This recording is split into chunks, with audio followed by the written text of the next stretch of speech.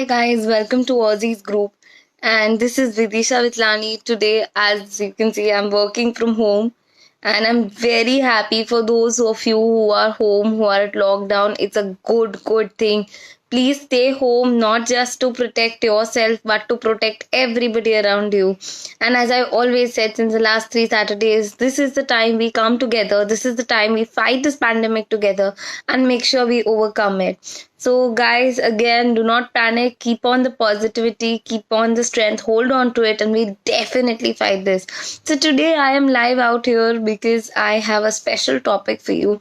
Now, see, one thing for those of you who are preparing for IELTS exams, I would want to inform you that we're not very sure that when the exams would be conducted. Obviously, April has to be considered, to be a lockdown situation, which it is, but at the same time we don't have to back out. We have to make sure that we prepare for it, right?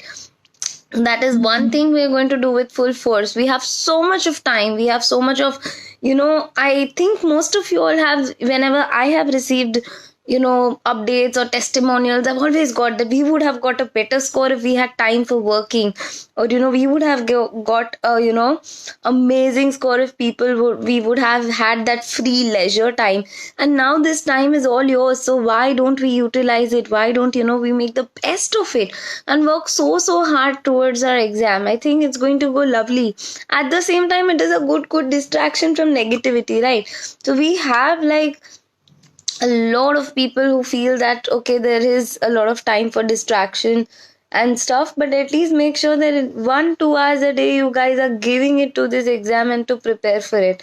So today's live lecture is not a pep talk. I'm very sorry I could not come up with a presentation, but I have something more to give you. I have something like those tips and strategies. What is the difference between a band 6 and a band 7? Like if you're aiming for a band 6, how will you get it? If you're aiming for a band 7, how will you get it? Right? And what is the exact difference? Like why when you're preparing you get stuck up at 6 bands, and why can't you get a 7 bands? And I'm going to differentiate for all the 4 modules and tell you another thing. How do you prepare from home?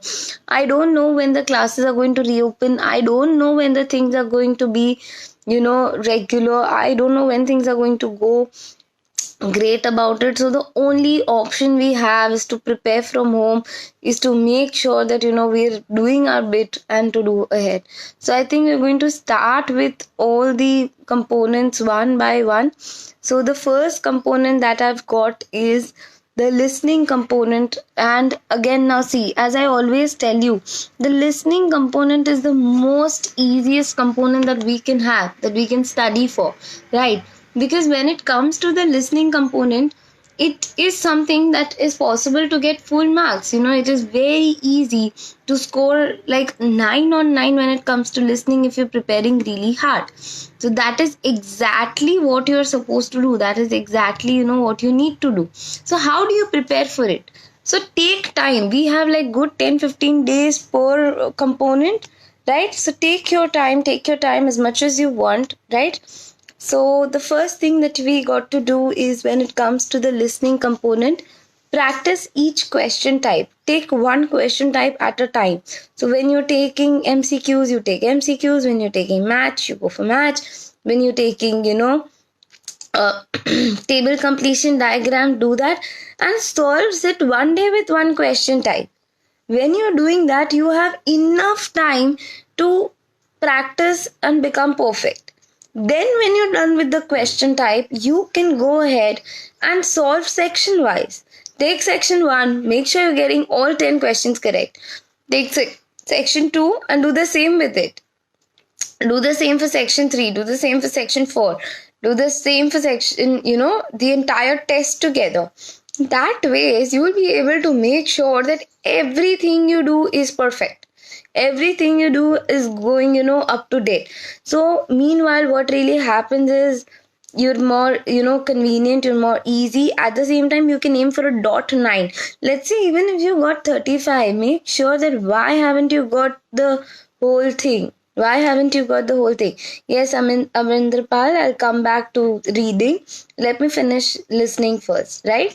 So that is something that you got to do. That is something you have to make sure. and target a 9 and sit for the exam. Trust me, you'll be able to get it. I've got a 9. My students get a 9 every time, I make sure that, I pinch a 9 on their face and they get a 9, and they definitely do. So please make sure that even you're doing the same thing. Coming on to the reading component. Now see, listening and reading both are objectives. Right, so they are your objective portion. So much easier to score marks. Very easy to go for it.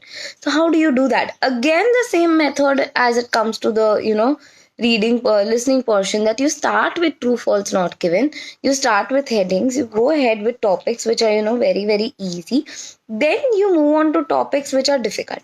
So then you solve the whole passage. So I'll tell you how to do it. First, take one question type. Solve a lot of passages related to that question type. Like let's say you're going for true false not given, go for like true false not given all the time. Then what you're doing is, let's say match the headings. Go for match the headings all the time. Then let's say you're going for maps, go for that. Then table completion, fill in the blanks, or match the paragraphs, whatever it is. Take one question type at a time and go for it. Okay. Hi Yash, very good morning. Congratulations for your score. Then what you go for it is, you go for something like section wise. Take one section at a time, solve it. Take the second section, take the third section.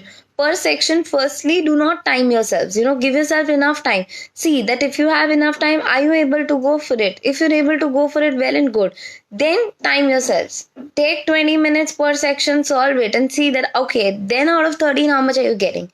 Are you getting like, somewhere above 9? Are you getting somewhere above 10? And then on the third, fourth, fifth day, whenever you feel confident, take the whole test together. This method is going to improve your scores like dramatically. Trust me on this, guys. First, do the question time. Thank you, Yash. It's very humble of you and very modest of you. You worked really hard and you deserved it. So yeah, let's come back. First, you do the question types, right? Second, you go for section wise without the time. Third, you go for section wise with the time. Fourth, you do the whole test without the time. Fifth, you do the whole test with time, and do it repeatedly. Practice is going to make you perfect. When it comes to listening and reading, only two things can help you. That is your time, that is your accuracy, that is your focus. If you're focused, if you have enough time, if you have enough strategies to do it, you'll do it like this. Yeah, so somebody asked me for yes, no, not given. I'll just tell you. Now see, when it comes to yes, no, not given, understand the criteria. There's this one rule in IELTS that says anything that is not clearly stated is absolutely going to be a not given. Anything that's not clearly stated is going to be a not given, right? So now let's come to this. Firstly, it's going to be, yes, I'm coming to that. So now let's just say anything that is 100% correct is going to be true. So if my question says oranges are expensive, if my paragraph says all the fruits are expensive, so all includes oranges, so that's going to be true. Getting it? But if my question says oranges are expensive, and the paragraph says most of the fruits are expensive, the answer is going to be not given. Why? Because I do not clearly know whether in most of the fruits oranges are to be considered or not. Are you getting me? Are you getting me here? Do you get me what I'm trying to tell you? See, I'll repeat it one more time. If my question says oranges are expensive and my paragraph says most of all the fruits are expensive, so all includes oranges. That's not exception. That exactly is the line that matches the paragraph. Understand the paraphrasing criteria out here, right? So that's going to be true. But if my question says oranges are expensive, my paragraph says most of the fruits are expensive, that means I don't know whether the most category includes the oranges or not. Anything that is not clearly stated, anything that is not properly mentioned, always becomes a not given. Keep this in mind. Any not given comes in three criteria. One, the entire piece of information is gone, like the entire piece of information is missing. That's where the not given comes into picture. Second, half part of the question is there, half part of the question is not there. Not given. Third, related information is there. Everything surrounded it would be given. but the exact thing is not going to be given, so that's going to be not given also, right? So you have to be careful with it when it comes to not given. Now, how do you solve the headings? When it comes to the headings, I want you to first glance through the headings.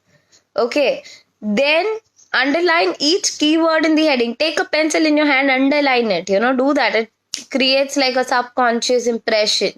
Then you go to the paragraph, you chunk the paragraphs, you divide the paragraph, read the first 2-3 lines very, very carefully, skim through the middle paragraph, again read the last portion very carefully. In this way, you will know what the whole paragraph is about and you will be able to give a title to it. See, for you to give a title to it, you need to understand what the paragraph is about. If you know what the paragraph is about, the title is very easy. Like, for example, if you want to give a title to this lecture, you need to listen to it completely, that what is the entire lecture about. I did include listening in it. I did include reading in it. But is the whole lecture about reading and listening? No. The whole lecture is about RTS. So if in the option you have listening and you get just carried away seeing the first portion, it's going to be wrong, right? So it's the same thing that applies to your match the headings, guys, right? Again, I'm repeating, whatever question type is difficult, please solve it. Okay, I have a lot of webinars where I've done for match the headings, true, false, not again, and MCQs. Please go through them. So for that, you'll have to do is IELTStutorials.online, go to the closed webinars tab, click on the question type. I have lots on grammar and there are a lot of webinars. Please go through them. Okay. The next one that I'm going to come to you is the writing component. Now see, how do you do the writing component? Writing component, first foremost, please understand the format, how you are supposed to write. Everybody, I want you guys understanding the format. I want you guys, realizing how it's to be done. Okay. Next thing, very important, read the question twice or thrice. It's like your maths problem. Remember back in our childhood, our teachers used to tell us, read the math, read your problems. So it's the same thing.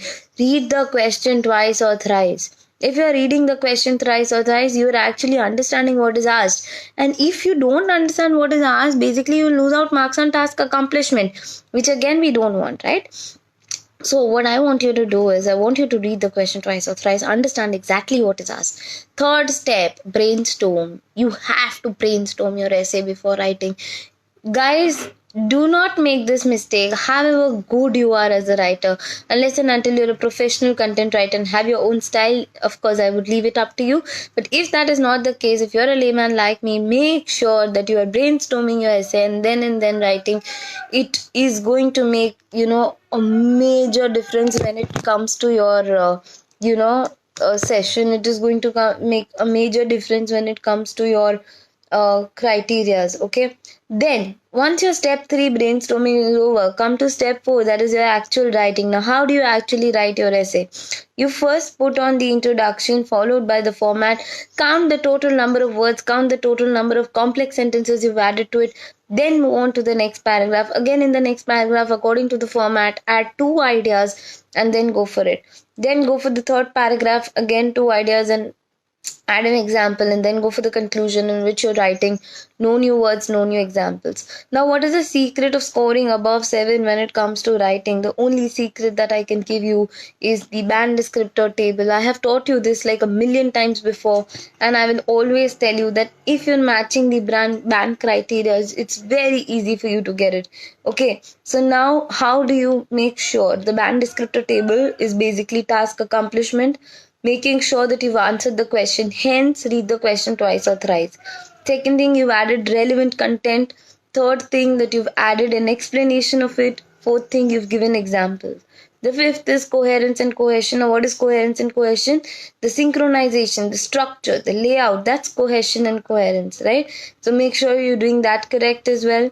Again, adding cohesive devices is very, very important. Make sure you're not adding any cliche cohesive devices. It's not going to work out for you. Try adding, slightly different ones. It will definitely work out for you, right? The third is the lexical resource. Lexical resource is the use of slightly uncommon vocab.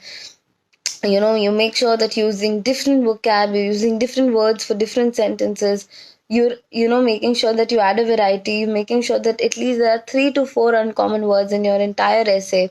The language that you use is of higher order, so that is the cohesion and coherence. And the fourth thing that I would like to go for is, when it comes to grammar, it's grammatical range and accuracy.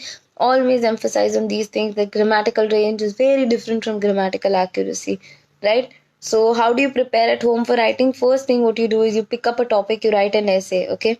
Next thing, you edit your own essay by adding different words to it, right? The next thing you do is you go to Google, you type the essay, read as many samples of the same essay you can. So the entire one essay is going to take you 3 to 4 hours to write, because I'm writing, I'm editing, I'm reading samples, and I'm recorrecting myself. So that entire procedure takes very long. Make sure you do it. Now that you have time, please make sure you do it. This is the way to actually practice hardcore. This is the way you practice it in a mainstream, and make sure that you get above 7.